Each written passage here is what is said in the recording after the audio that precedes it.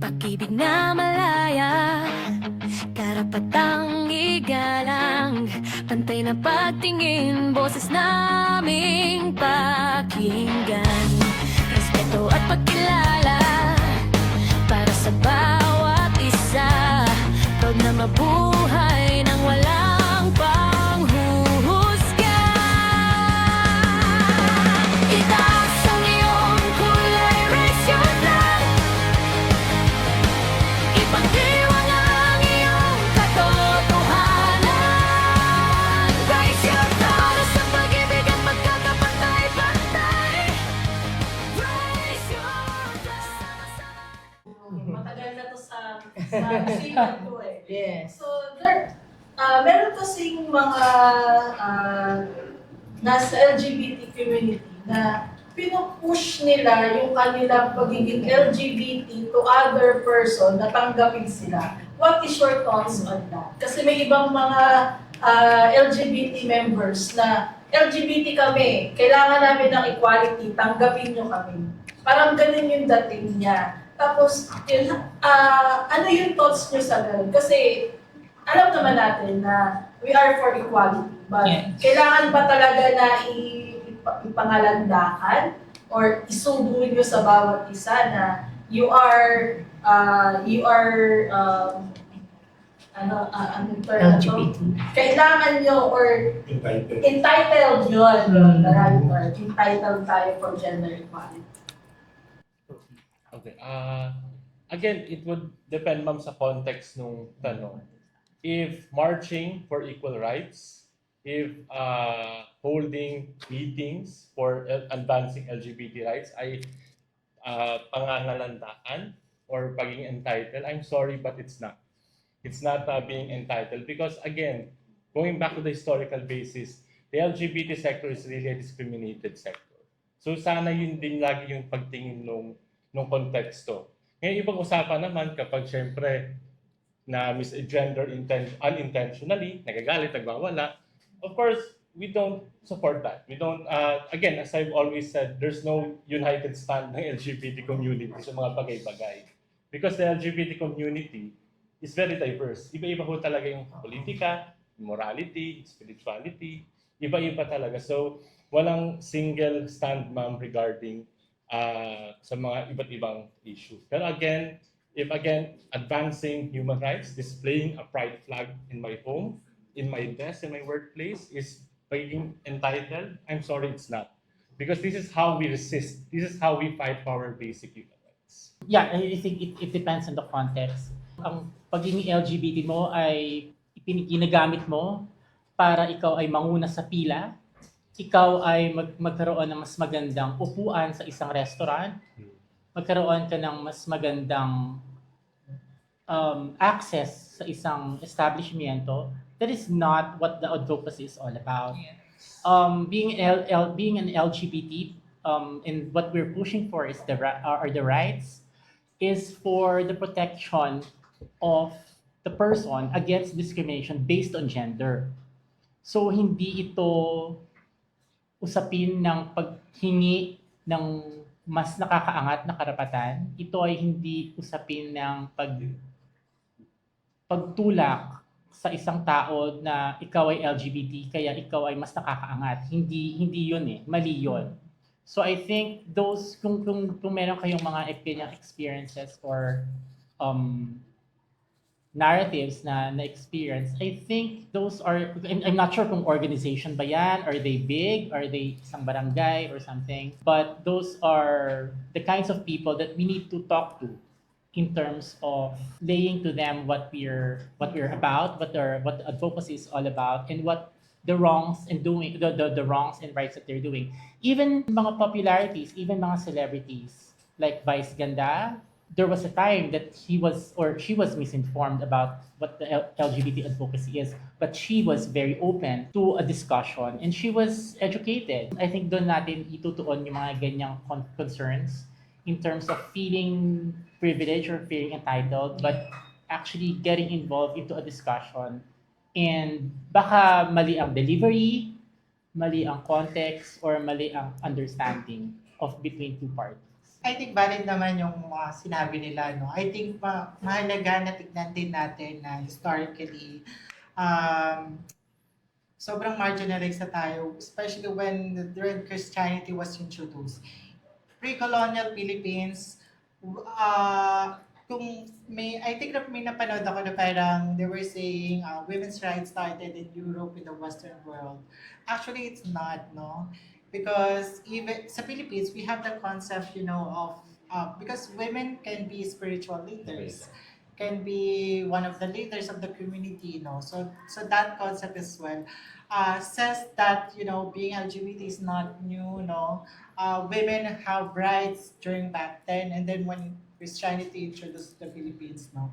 Doon na bago lahat, doon na nag-start yung masalimuot na experience ng LGBTQIA+, and on some of the historical accounts, we are being, ano nga yun, nakalimutan ko yung term ng simbahan, no? Parang, Purged? parang gano'n na ata, gano'n. So, as in, and then the narratives that, that the Babaylans and other spiritual leaders are witch. Yeah. Yun. So, yung years of colonial, yung masamang karanasan from the colonial period and up to this day, no, mahalaga na maintindihan natin na maraming karapatan ang nawala sa LGBTQIA+. So, siguro depende rin sa konteksto, no? Kapag sinabi na LGBT ako, maaaring sabihin niya yon to say that we are a marginalized group and we need to be more visible. So, kaya I think mahalagang maintindihan yung konteksto kapag sinabi yon. Kasi kung ang konteksto ay yung sinabi ni Patrick ay para gamitin to have the privilege, I think there's something wrong with that. Ay, si RM ata. May comment ka pa ba, RM? Sa mga lang po reaction sa may mga schools na kasi na ina-accept namin po yung mga cross-dress, and habang po yung mga ibang schools na until now, hindi pa rin po ina-accept na cross-dress yung mga Filipino na they're identified as trans women po. How would you react na ng schools? Ayan, sige. Ayan, number one ulit po yan, no, na issue din na kinakaharap ng trans community actually. Madalas kami actually nakakatanggap ng mga messages, no, from trans students and even actually teachers, no, na naka-experience ng discrimination for wearing the female uniform, magpahaba ng hair, no. Siguro kailangan lang din ma-remind na some of the schools, they have to be reminded that there's a department order from DepEd. Maybe the DepEd can share more about it, no? May department order about that, no? That affirms the gender identity of a trans person, no? Kung ano man ang uniform na nararapat para sa kanyang gender identity, the student should be allowed to wear it. I think depende na lang din actually sa school kasi may mga private schools din tayo tinatawag, no? And madalas ata din sa mga nakakausap namin, no, maliban sa mga public schools, no, may mga from private school as well. So, masalimuot, no, ang reality is marami pa rin, kahit may department order na, marami pa rin trans students na dumudulog sa amin na paano niyo po ako matutulungan kasi po hindi po ako ina-allow, hindi po ako pinapapasok na naka-female uniform or kailangan ko daw po gupitan yung buhok ko, ganyan. So, we try our best, no? We talk to the school, sometimes we even talk to the Commission on Human Rights, no, to help the case of the student. So, ayun, I think minsan din talaga, no, nasa school na lang din, no, despite that there's an order. Maybe you can share more. Yes, there's actually a department order sa sinabi ni ma'am. And ang public schools na ma'am, yung nagre-reklamo sa inyo. Halo actually. Halo, Yeah. Pero ideally dapat talaga, especially public schools, may mga private schools din naman na in fact nag-held ng pride marches and pride celebrations. Yung iba pa nga Catholic and binabash sila ng mga conservative, syempre, for having that celebration. So it will really depend sa school. Depend. And I am sure na yung mga LGBT advocates sa mga schools na yun ay lalaban at hindi papayag din na ganun-ganun na lamang. And I'm very proud na yung mga younger generations, yung Gen Z, is nagre-resist din laban sa school.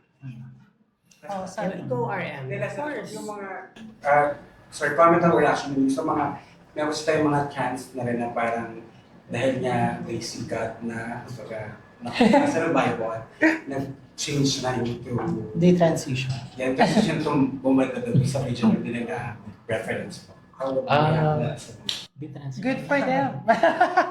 Hindi, ano naman, we do respect that, no? If they wish, if they found the Lord and want to they transition and put their body to the, kung ano man sinabi ni Lord, di ba? We do respect that. But it doesn't define the community itself, Yes. the trans community, no? Tsaka maliit lang din ang percent ng mga trans na nagde-transition.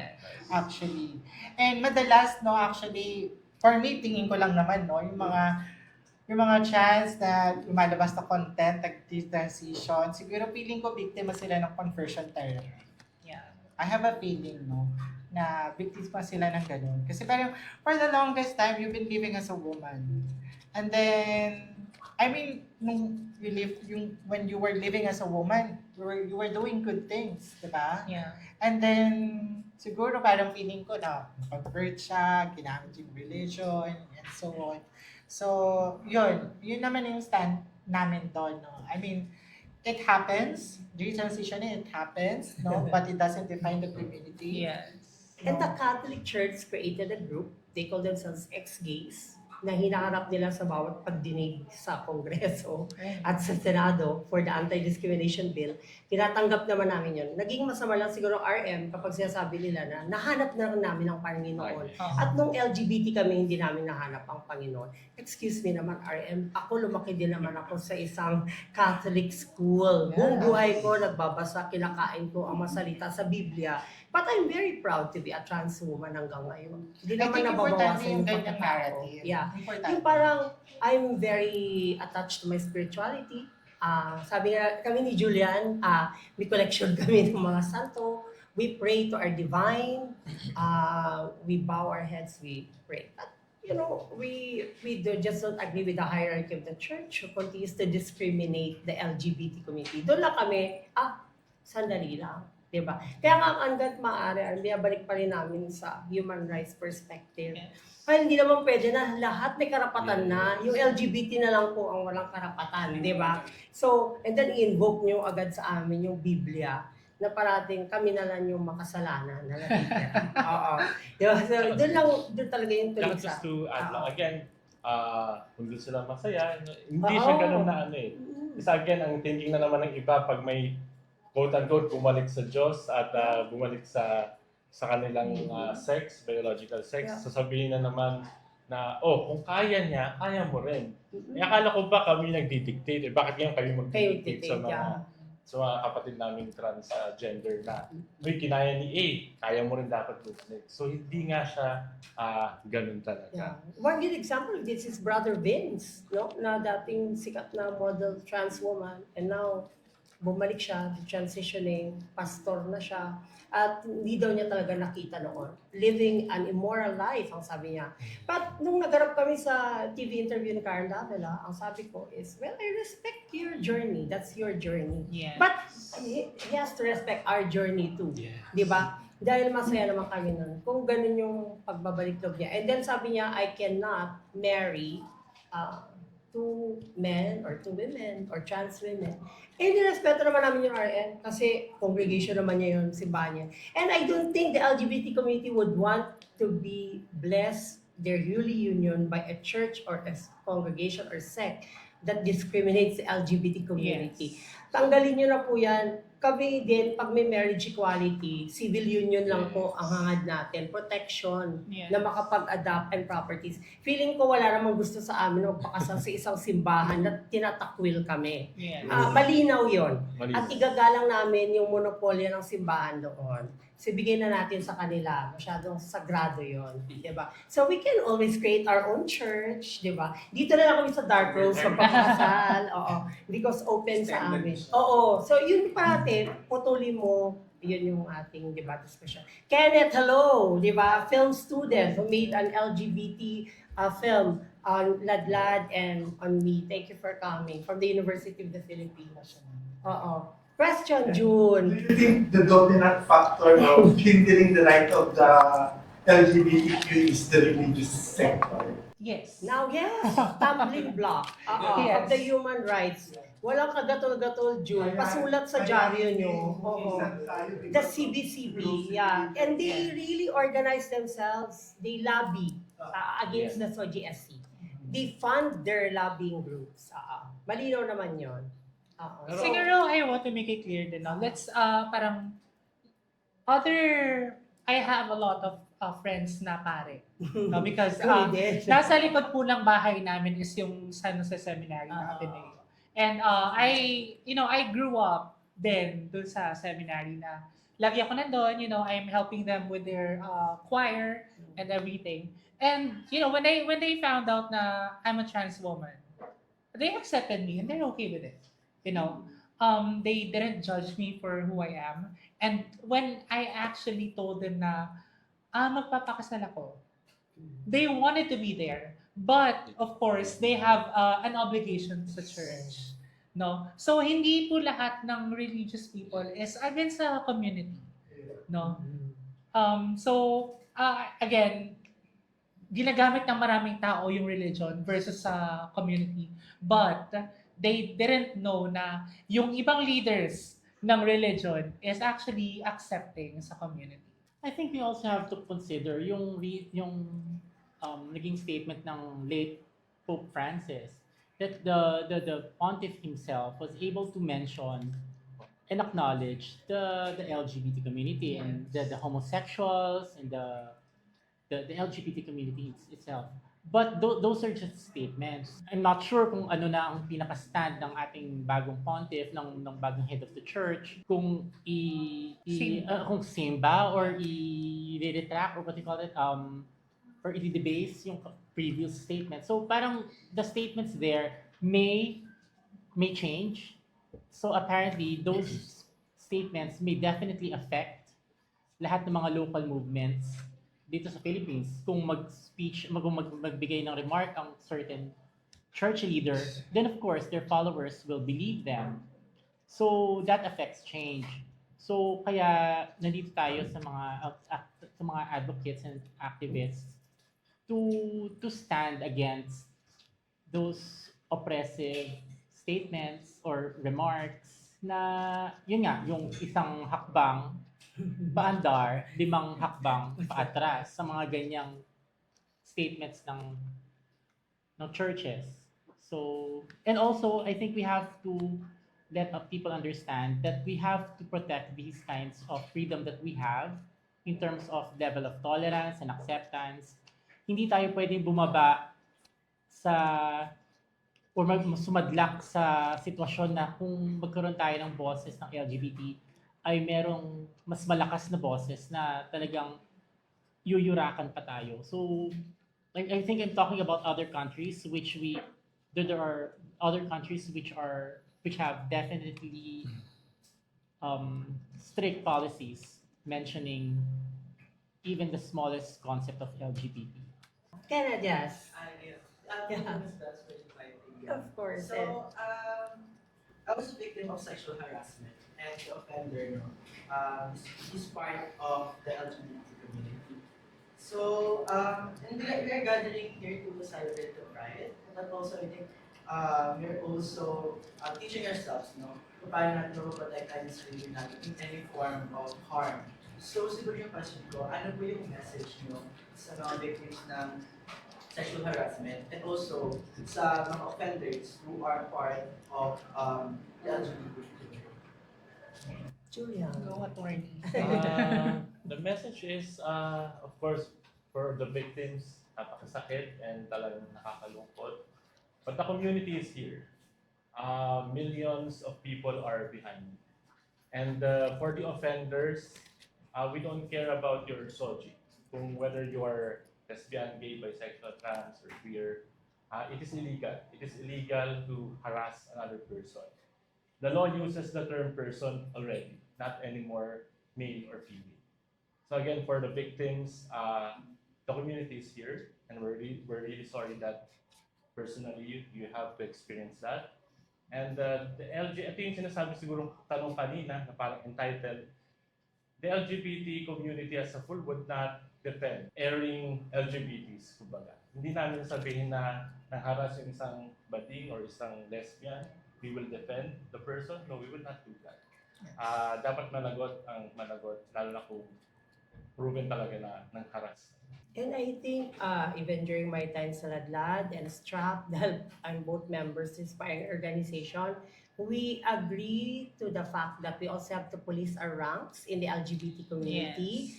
Kami-kami din po nagkakaroon ng internal discrimination, naglalaitan, naghihilahan, na isang mga masamang ugali o kultura. So, dapat hindi kami nalilihis doon. Na may mga mali din kami na dapat itama sa hanay ng LGBT community na ang mali, mali. At kami din dapat napapagsabihan. So, kung hindi na po ito tumatalima dun sa laban ng equality at human rights, mali po yun. Kahit ikaw pa ay isang LGBT na marginalized. Hindi po yun dapat lisensya sa'yo para tataliwas ka doon, mag-a-abuse ka din. Wala yon sa lisensya ng pribilehiyo mo.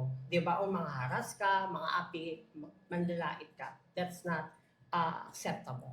I-add ko lang siguro, ma'am, no, na again, as I said earlier, walang single stand wala kaming buong GC. Lahat ng bading sa mundo or sa Philippines, walang ganun na may isang GC.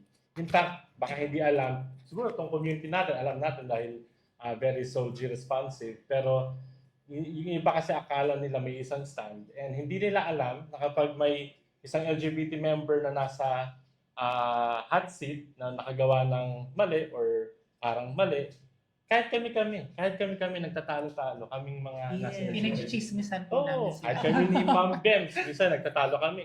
Tingin ko mali yung ginawa niya, sabi niya tingin ko tama. So walang ganun, walang single stand ang buong community. Dahil again, babalik tayo sa pagiging tao ng isang lesbiana, bakla, transgender, na iba-iba ang tao. Gaya ninyo, gaya ng mga heterosexuals, mga straight, iba-iba rin talaga ang tao. At iba-iba ang politika namin. Yes. Actually, itong mga nakaraan, pinakamalaking biyak ang ginawa sa LGBT community, lalo sa mga sinusupport ang presidente. Pero sana, ang parati namin sinasabi, sana bumabalik kami doon sa pinagkakaisahan namin mga laban. Yes. Oo, yun.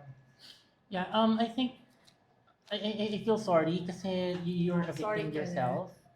And I think I admire your courage for you to stand up because you are a reflection of some people who are afraid to talk. You are one of the people who are you are one of the strong people that na-encounter namin. Yung talagang gumagawa ng paraan to reach out to certain people or groups to find the right people, to find the right place na ma-air out mo yung concerns mo. And I think you will be an inspiration for those people, especially in the rural areas where talagang very prevalent ang ganyang problems in terms of assault. But these kinds of assault, in terms of sexual harassments, tanggalin natin ang konsepto ng gender. Tanggalin natin ang konsepto ng sexual orientation. Again, pumapasok ang human rights. So that's why we have to determine what is wrong and what needs to be protected. And that does not include sexual orientation and gender identity dahil lahat ng tao ay pantay-pantay. Ang isang tao pag nagkamali ay mali. Hindi ito kinoconsider kung anong relihiyon ka, kung anong probinsya ka, kung anong Luzon, Cabal, Visayas o Mindanao. Hindi factor yon. Kundi ikaw ay taong nagkamali, ikaw ay protektado ng batas, ikaw ay kailangang humarap sa batas. Okay, Kenneth, thank you. And can I just say this kay Nanay Pamela also? Nanay Pamela, you want to say something? She's also very proud to have an LGBT son and very supportive mother, aside the Duyan kids. Yes. Go, Nanay Pamela. Yun po ang tawag ko sa kanya. Yes. Thank you, Ma'am Beth, Oo. for inviting me. So I'm part also of the advocacy of the HIV community. And siguro dinalain ako ng advocacy because pinsan ko po ay isang LGBT. Ako po ay, gusto ko po ay malapit sa LGBT community. And hindi lang po ako sa mga children living with HIV po. Through vertical transmission, nag-reach ng health, even po sa mga ating key population po ng mga living with HIV po. Talaga pong tumutulong ako kasi isa po akong nanay, alam ko po yung pakiramdam ng isang nanay at may isa akong anak na LGBT. So, hindi ko po gugustuhin na magkaroon tayo ng maraming death case for people living with HIV. So, siguro dinala po talaga ako ng Diyos dito sa advocacy na to. Hindi lang para sa aking anak, hindi para sa buong community po. Gusto ko lang din pong i-boses na sa advocacy po, yung marginalized po din talaga yung mga children living with HIV. FYI po, we have almost 200 children living with HIV in the Philippines po. And isa lang po yung organization, si Project Luyan po, ang nag-cater po ng mga children living with HIV. So ako po, hindi lang po isang nanay, para rin po ako isang social worker kasi po once na may refer po sa amin na newly diagnosed na bata, even sa outside NCR po ay talagang pinupuntahan ko po yung mga bata kasi yung goal po natin ay save yung buhay ng isang batang wala siyang kasalanan, hindi niya po gugustuhin na magkaroon po ng HIV. So, very fulfilling on my part na lahat po ng mga children under Luyan program po, lahat po sila ay undetectable na po.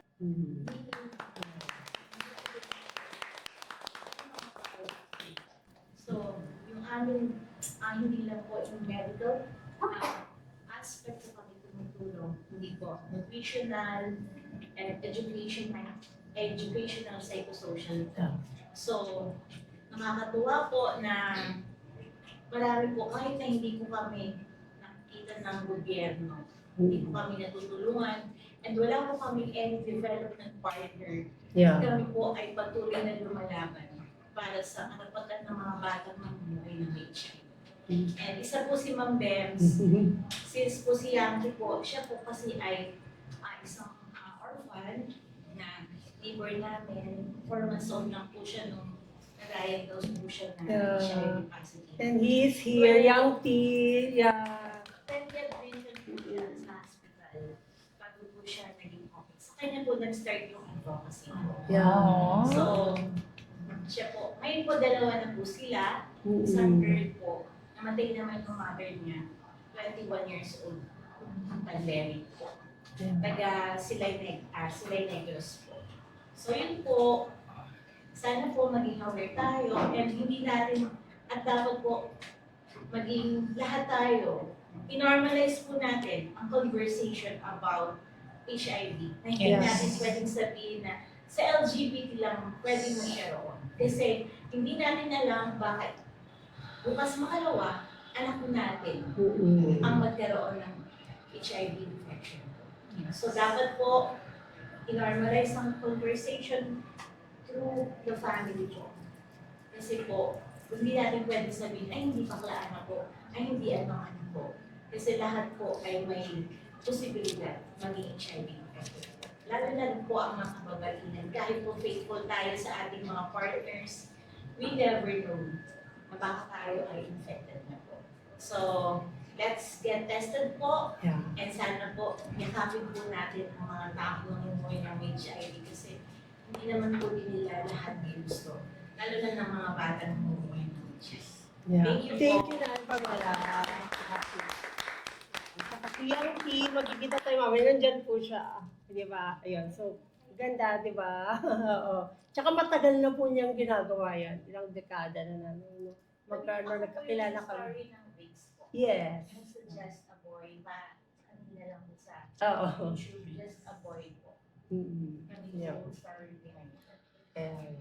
Very meaningful conversations. Sana po yun yung iiwanan namin sa inyo sa Verdict Creatives. Parating ang partnership namin with Strap and Ladlad, di ba? Una, yung mensahe ng nandito kami, nandito sila, mga mukha at boses, binabasag po yung mga kahon na hindi lang sa fashion, entertainment ang kinalalagyan nila, but they try to penetrate other kind of industries, di ba? May abogado na rin po tayo. Pero dapat hindi nare-reduce sa sexual orientation and gender identity yung capacity ng isang tao. Dapat tao yung pagtingin. At yung meaning ng pride na iniwan nila sa atin, di ba? At syempre, so siguro before we bid our goodbye, our simple and meaningful pride message. Start with you, Julian. Itigaan ko na lang, ang mga LGBTQIA po ay hindi masamang tao. Ang LGBTQIA po ay hindi nyo kalaban. Hindi po natin kalaban ang isa't isa. Fighting for our rights would not mean taking out some of your rights. So, muli, happy Pride sa inyo. Thank you, Attorney Julian. Paul Tabarang. Venus? Ako, may na lang din. Happy Pride, everybody. Pass SOGI Equality Bill now and ipaglaban natin, ipagpatuloy natin ipaglaban ang ating karapat-trans. Thank you. Thank you, Ms. Venus Lanes Trap. Punta mo natin kay Gigi, ulihin natin yung May 2020. Sa akin po mahaba. O, si Gigi. Hindi siguro message ko na lang para sa mga kapatid nating trans at hindi trans, no? Ang mundong walang trans ay never nag-exist. Lagi kaming nandito. 100 years we've been here. So, yun, samahan nyo kami sa aming laban. At kung may kilala kayo ng mga trans na nakakaranas ng diskriminasyon, karahasan, they can always reach out to STRAP, the Society of Trans Women of the Philippines. Tutulungan namin sila. Ever since we've been helping trans women with cases of discrimination, violence, and etc. So, yun lamang po, no? So, we always exist. Yeah. Thank you, Ms. Gigi. Napaka-active po nila. So, kami po sa Verdict Creatives, I have a pool of team that are mostly heterosexual, cisgender. Isa lang po yung kasama ko, lesbian, sa community who also happens to own Dark Rose Coffee House, the LGBT platform. That's why I always held my events in terms of my advocacy here. So, parati pong yun yung ibinabalik ko. Sabi ko nga sa kanila, to even transform these men and women in Verde to be advocates and allies themselves are big wins for me. So kayo din po, allies namin kayo, media, commission and elections, my God, what a transformation, Ladlad, di ba? Nandito na sila, kaagapay natin. And then, you have STRAP, Ladlad, syempre, ayan, digital media, traditional media, kasama natin. And then yung LTFRB, yun yung mabinabasag po namin na status quo. And I always call that we continue to carve out communities that are safe and that promotes joy for everyone and that promotes equality, human rights. Bar none po yun. Kapag ang lens po natin ay pakikipagkapwa-tao at karapatang-patao, siguro naman po walang nalilihis, wala tayong pagkakaiba kung yun yung pagtingin na ating ginagawa. At sana po, ang kahulugan ng Pride March na aming iniwan sa inyo kasama ng mga bisita ngayong araw na ito ay manatili. Hindi lamang po sa buwan na kung saan celebrate ang Pride March, kundi araw-araw at hanggang makamit po ang mapinaglalaban namin. Mananatili po kaming mga mukha at boses sa likod ng baghari. Isa pong mapagpalaya at mapagharing araw sa inyong lahat at happy Pride to everybody. Yay!